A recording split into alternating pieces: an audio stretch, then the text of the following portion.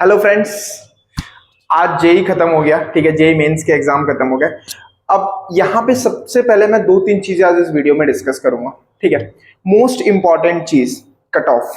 ठीक है, previous year के ट्रेंड के हिसाब से और इस साल के पेपर के बेसिस पे एनालिसिस के बेसिस पे मैं आपको बताऊंगा कि कितना कट ऑफ हो सकता है और किन लोगों को एकदम एडवांस के लिए चले जाना चाहिए तैयारी करने अभी, या फिर दूसरी चीज हम डिस्कस करेंगे इसमें कि जेई एडवांस के पेपर कब है, रजिस्ट्रेशन फॉर्म्स कब से स्टार्ट हो रहे हैं, और तीसरी सबसे इंपॉर्टेंट चीज जेई मेंस का रिजल्ट कब बाहर आएगा।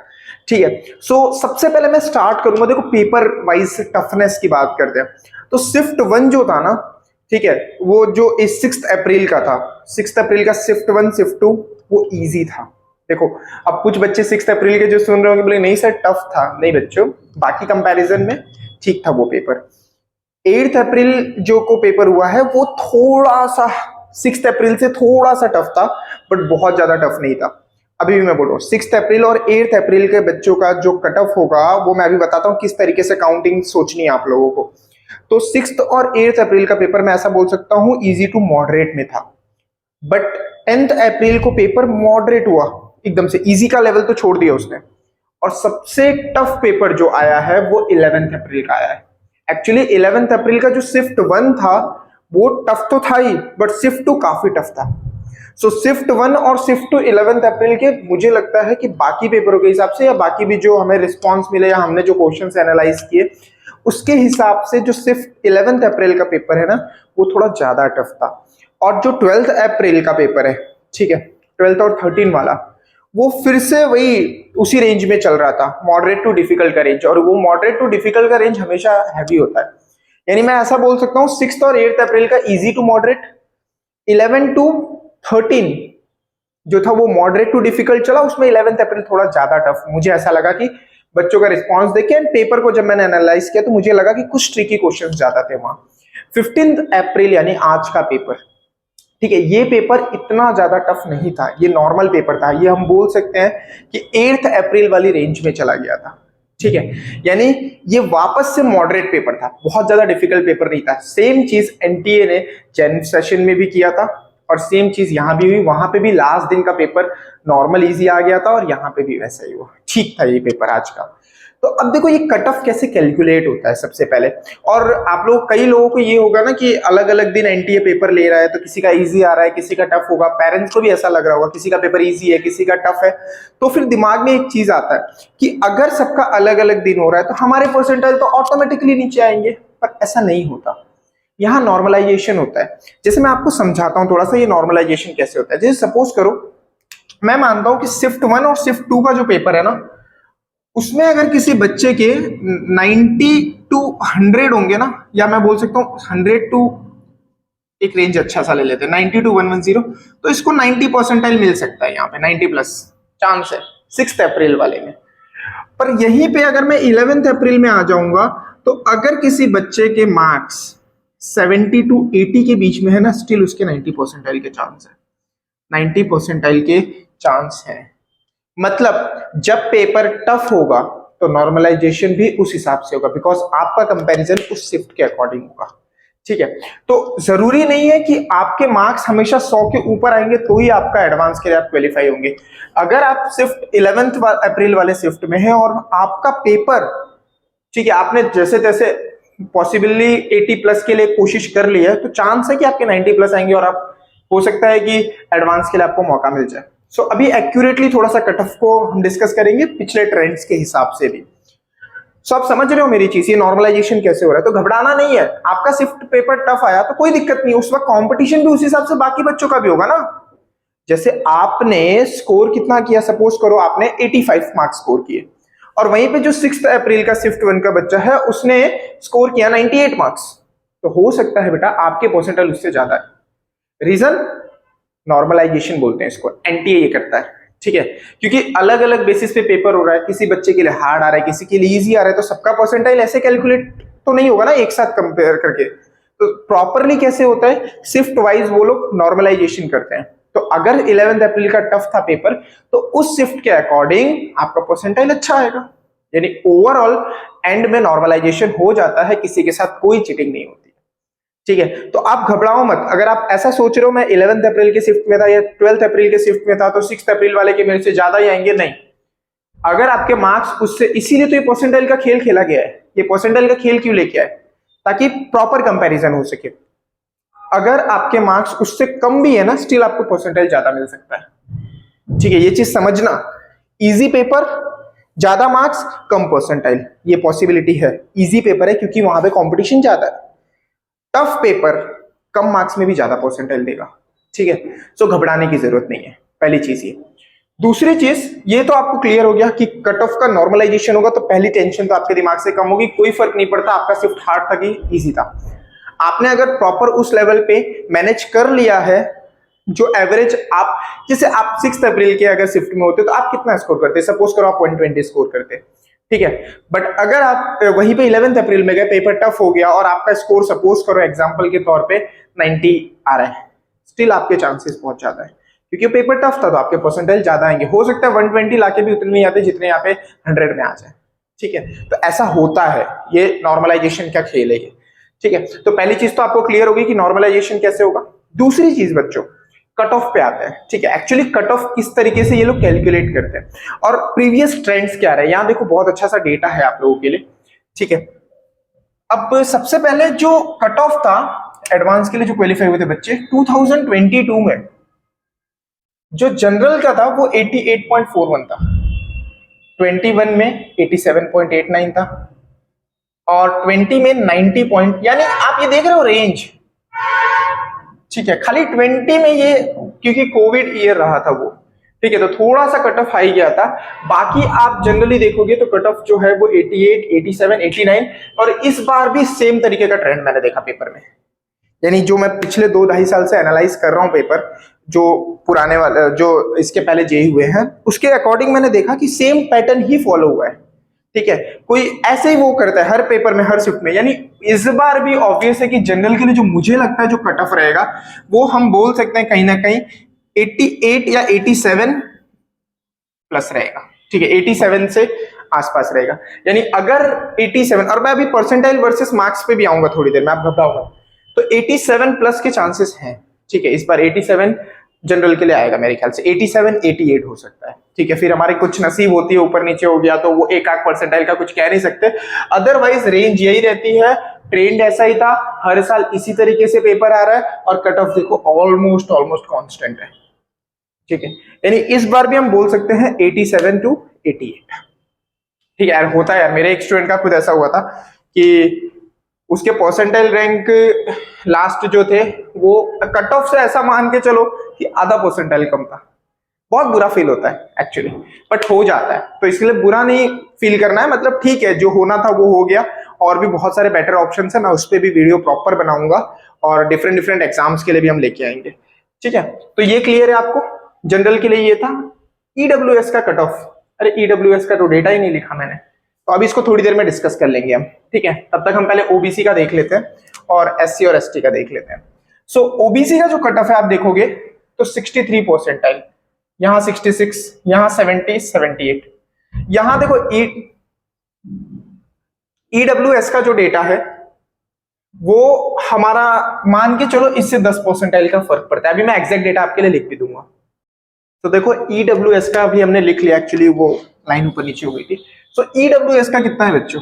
63.11। ईडब्ल्यूएस तो पता है ना सबको, इकोनॉमिकली वीकर सेक्शन। ठीक है, जनरल में ही जो 10% गवर्नमेंट ने दिया हुआ है उनके लिए भी कट ऑफ देखो नीचे गया है। 2019 में 78 था, 22 में तो 63.11 है। यानी कट ऑफ कितना नीचे गया है आप खुद देखो। ओबीसी के लिए जो डेटा है, ठीक है, ओबीसी का वो कितना है? अच्छा, ये एनसीएल क्या है? नॉन क्रीमी लेयर बोलते हैं इसको। ठीक है, यानी जैसे कि कोई ओबीसी है बट किसी के घर में उसमें कोई गवर्नमेंट जॉब में है तो फिर उसे ओबीसी नहीं मिलेगा। ठीक है, वो मुश्किल काम है फिर। वो नॉन क्रीमी लेयर का मतलब क्या होता है कि ऑलरेडी ओबीसी में है, अदर बैकवर्ड जो कास्ट है उसमें मतलब वो भी अपर हैंड पे है, तो उनको वो चीज इसकी फैसिलिटी नहीं मिलती। यानी नॉन क्रीमी लेयर होना चाहिए। ठीक है, क्रीमी लेयर नहीं होनी चाहिए। क्रीमी लेयर यानी कोई गवर्नमेंट सर्वेंट ना हो या फिर कोई बहुत ज्यादा अच्छे फाइनेंशियल कंडीशन में, तो उनके लिए अप्लाई नहीं होता। इनकम बेसिस पे इसके लिए क्राइटेरिया है। सो ये सब ध्यान देना, ऐसा होता है कई बच्चों के साथ इसका। तो मैं मान सकता हूं जो EWS का भी रेंज है ये वेरी हुआ है काफी, बट तुम देख रहे हो धीरे धीरे डिक्रीज हुआ है, ठीक है। यानी इसका भी मैं अभी के लिए उम्मीद लगाता हूं कि 64 टू 70 के बीच में आना चाहिए अगेन, और ये भी सेम रेंज में ही रहेगा, ठीक है, 65 66 के आसपास। SC ST अगेन कम होगा। SC का आप देख रहे हो 43 है, ये हमेशा इतना ही रहता है नियर अबाउट, यानी ये 45 से 50 के बीच में आप लगा सकते हो अनुमान, और ST का भी यही रहेगा। यानी ये देखो, ये कोई भी यहाँ वहां की बातें करे, इससे बेस्ट ये रेगुलर डेटा है ना आपके पास एनालाइज करने के लिए, ये आपको कट ऑफ खुद ही बता देता है, ठीक है। सो मैम पेरेंट है कोई, सो ये आपको कट ऑफ खुद ही बता देता है, ठीक है। सो आप देख सकते हो, ये चीज क्लियर हो रहा है। एंड दूसरी चीज ये क्लियर है आपको, ठीक है। अब आ जाते हैं, तो आपको अंदाजा आ गया होगा। दूसरी चीज, मार्क्स के हिसाब से कैसे कट ऑफ डिसाइड होगी। देखो मैं क्लियरली बोल रहा हूं कि मैंने अभी कहा शिफ्ट के अकॉर्डिंग मार्क्स वेरी करेंगे, पेपर टफ है इजी है, तो मार्क्स और परसेंटाइल का बहुत ही अच्छा रिलेशन है। जैसे कि 7 शिफ्ट, मुझे लग रहा है 11 अप्रैल वाले में अगर 80 प्लस भी है तो आपके 90 प्लस के परसेंटाइल के चांस है। मार्क्स अगर 80 से ऊपर है तो भी 90 प्लस परसेंटाइल हो सकते हैं, ठीक है। और यहीं पे 6 अप्रैल या शिफ्ट जो इजी रही है उनमें 100 प्लस के भी हो सकते हैं, 95 प्लस मार्क्स होंगे तो 90 परसेंटाइल आएंगे, ठीक है। तो ये परसेंटाइल का खेल बहुत पास पास का होता है। तुम्हें पता है 99 से 100 परसेंटाइल के बीच में बहुत सारे बच्चे होते हैं, 1-2 रैंक नहीं होती इसके बीच में, हजारों में रैंक होती है इसके बीच में, ठीक है। एक एक परसेंटाइल में 3-3, 4-4, 5-5 हजार बच्चे होते हैं, ठीक है। तो ये पॉइंट का खेल होता है।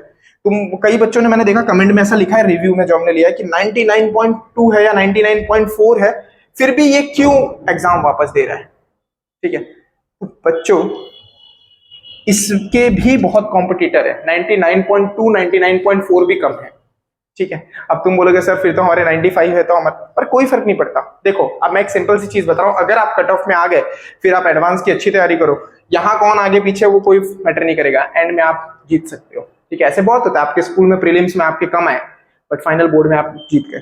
तो मेंस में अगर आप कट ऑफ क्लियर कर लिया आपने और एडवांस की तैयारी ठीक ठाक चल रही है, और मैं ये बोल रहा हूँ कि आज का दिन रिलैक्स हो जाओ पहले तो, ठीक है। पेपर खत्म हुआ है, जिन लोगों का मेरे ख्याल से जल्दी था उनको तो टाइम मिल गया होगा अच्छा खासा पढ़ने का थोड़ा सा, तो बट जो मेंस की तैयारी करता है वो एडवांस की उसकी अच्छी हो ही जाती है।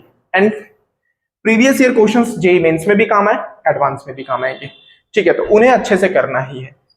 दूसरी चीज, तो ये क्लियर हो गया, आपको कट ऑफ इसी रेंज में आता है, आप ये रेंज देख लो, इससे अंदाजा लगा लो। मार्क्स मैं ये बोल रहा हूं जिन बच्चों के भी 80 70 80 के ऊपर है उनको अपनी उम्मीद छोड़नी नहीं चाहिए, चांस है, ठीक है। और जिनके 11 अप्रैल वाले शिफ्ट में 75 के 70 प्लस भी है ना, वो उम्मीद मत छोड़ना, चांस है, ठीक है।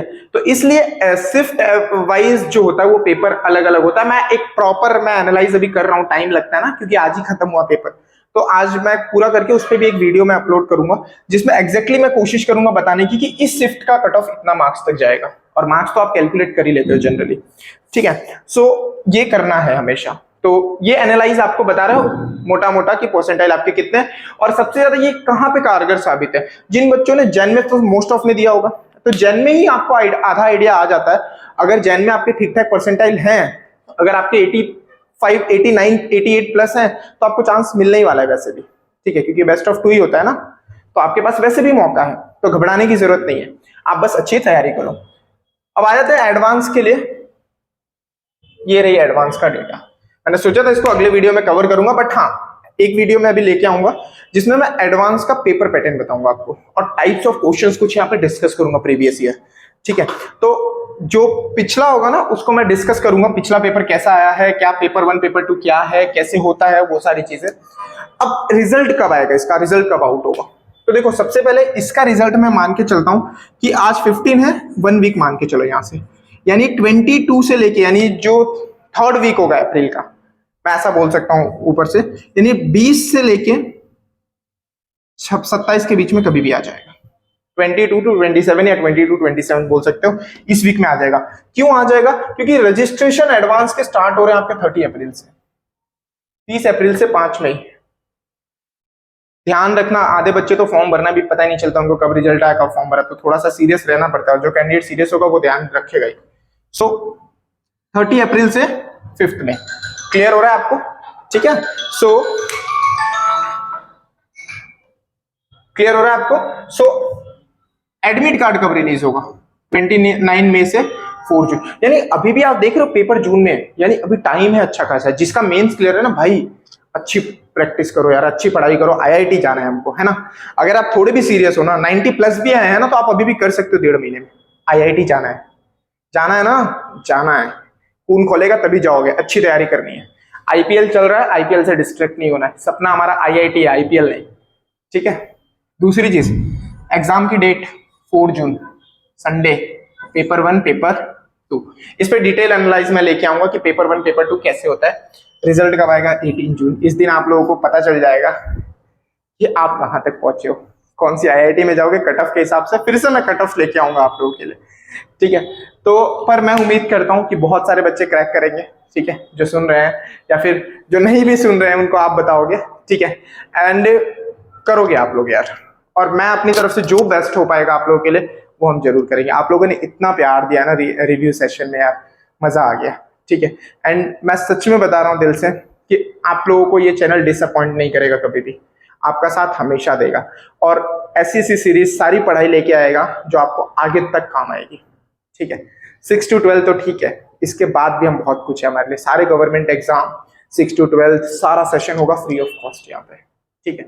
एंड वो हम पढ़ाएंगे अच्छे से, और मैं पर्सनली आपको सारी डिटेल्स दूंगा, ठीक। और तैयारी इस तरीके से करो, मैंने कहा ना ये 1-1.5 महीने की बात है। जिनका सिलेक्शन हो रहा है उन्हें जीतना है।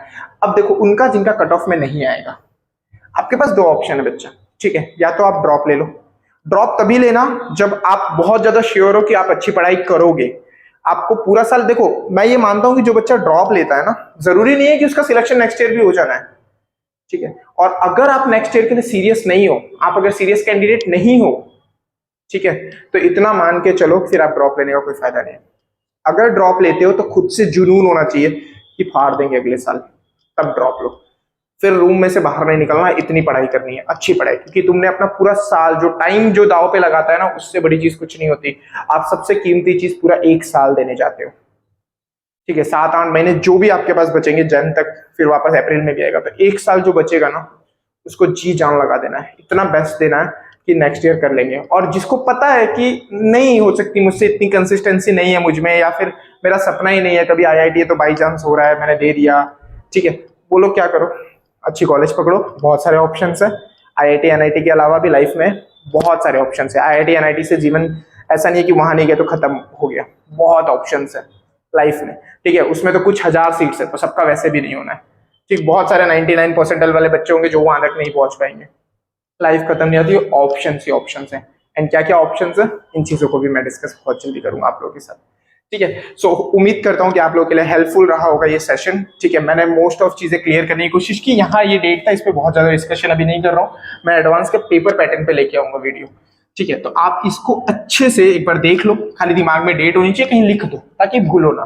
रिजल्ट मान के चलो 3rd वीक ऑफ अप्रैल में आ जाएगा, यानी आफ्टर 2022 मेरे ख्याल से आ जाना चाहिए, 1 वीक मान लो आपसे। और ये आपका कट ऑफ है, इसको बहुत अच्छे से देखना, और इसी से एनालाइज हो जाता है एनालाइज। बाकी क्या बच्चे बहुत ज्यादा यहाँ वहाँ टाइम वेस्ट करते हैं, बट ये इनफ होता है एनालाइज करने के लिए, ठीक है। और एक्सपेक्टेड भी मैंने बता दिया इसी के रेंज में रहता है, और हर साल रहता है, ये नियर अबाउट ही रहेगा, ठीक है। बहुत ज्यादा कोई फर्क नहीं पड़ने वाला है, 2-3 परसेंटाइल ऊपर नीचे होगा, ठीक। सो शेयर कीजिए एंड सब्सक्राइब कीजिए, वैसे भी आप लोग बहुत प्यार दे रहे हैं, और अभी भी आप लोग बहुत प्यार देंगे मुझे पता है, ठीक है। एंड ये चैनल कभी भी आपको डिसअपॉइंट नहीं करेगा, ठीक है। सो मिलते हैं बच्चों नेक्स्ट लेक्चर में, ठीक है। आप लोग ये सारी चीजें ध्यान से देख लेना, ओके।